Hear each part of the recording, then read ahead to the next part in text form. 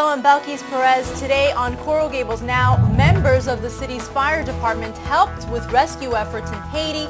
They returned with some amazing stories of survival and despair. A popular Coral Gables hospital appoints a new leader. Plus, experts call mortgage fraud a pandemic, how you can protect yourself from becoming a victim. And we'll tell you about the bond students at this school in the Dominican Republic share with students at Coral Gables High. Coral Gables Now starts right now.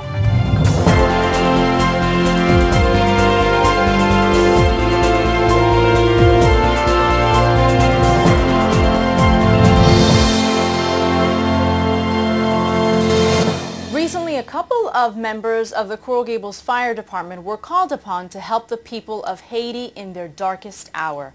They went as a group of paramedics and doctors, and they returned as heroes.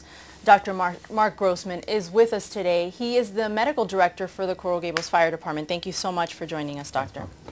So you went as part of the South Florida Urban Search and Rescue Team? That's correct. So is this your first time deployed on a mission like this? Yes. So you know, we all saw the videos and the pictures that came out of Haiti right after the earthquake. You saw them as well. Did that prepare you for what you saw when you got there? Not really. The earthquake happened on a Tuesday night, and I was making phone calls with different people. Some people from Jackson that I knew were going down. Dr. Barth Green with the University of Miami and Project Matashera was trying to get me to go down with his group. And I was also on the phone with the Urban Search and Rescue Administration and trying to figure out if we were going. Actually, our team isn't considered an international team. So we're not prepared for this. We don't have the proper vaccinations or equipment, or where there are two other teams in the United States that are domestic teams and international teams, and they're supposed to be ready to go at a moment's notice. We're not prepared the same way, but because our team and the other team from Miami-Dade have Creole-speaking firefighters, and because we were so close to Haiti, we were called upon, but we weren't sure as of Tuesday night if we were going.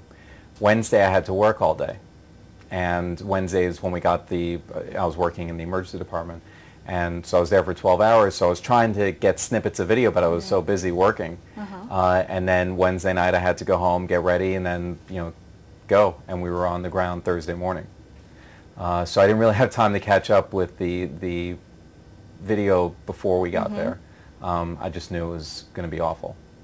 And can you describe what you saw when you got there? When we first got there, we got to the airport, and the airport was in disarray.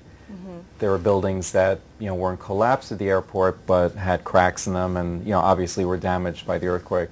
But there was no aircraft control tower, whatever you call it, where the controllers sit. So first when we got there, our pilot almost crashed into another plane that was taking off because they didn't have good communications. They were speaking a different language. So we didn't realize that we were in a Coast Guard C-130, like a cargo plane. And the plane went down and suddenly, banked and pulled up right away. And we didn't know until we got on the ground what had happened. And we couldn't really see out of the window, so we didn't get the aerial view. And when we got there, sort of everything was kind of intact at the airport, but the buildings weren't collapsed, but they were damaged. But people were running around all over the place, like it was very active. And we were waiting for trucks, and we wound up getting on these UN trucks, like troop carriers from the Nepalese army. And it was at that point when we drove through the city, and it was nighttime by then. We'd been at the airport for several hours. And there wasn't a building that wasn't destroyed when we were driving, and I think it was a 10-mile trip, and it took us over an hour to get there. Wow. The streets were blocked by debris, by cars, by people just milling about, still disoriented and confused, and people sleeping on the streets. There were dead bodies on the street. I mean, it was a mess. What was your role when you got there? What was your role? I'm one of the medical team managers, which means I'm a physician for the team. And my primary job is to take care of the members of the team. That includes the rescuers. It also includes the dogs, the canines. We have a lot of search dogs. We went with 9 dogs. Even though I'm not a veterinarian, I'm obviously a medical professional. We have to have some training and experience in taking care of the dogs because they're running on the piles of debris and they can get hurt and they can get sick. So we have to be able to take care of them. And that's really in consultation with a veterinarian stateside. So, but as part of the bigger team that you guys went in, were you guys involved in rescues as well? Yeah, so that's the other role. The third role is to take care of people that we can rescue, because we're able to get into, crawl spaces and, voids and collapsed buildings and that kind of thing. So if we do encounter somebody who needs rescuing, the rescue team will extricate them and will stabilize them either while they're in place if they're trapped or once they're taken out. And then we hand it off to somebody who's supposed to be on the ground, like a hospital team or something like that. So we're not really set up for long-term care. We're just there for the acute, immediate care, crush injuries, severe injuries, that kind of thing, and then we transfer care to somebody else. So at one point, you were yourself involved in a rescue.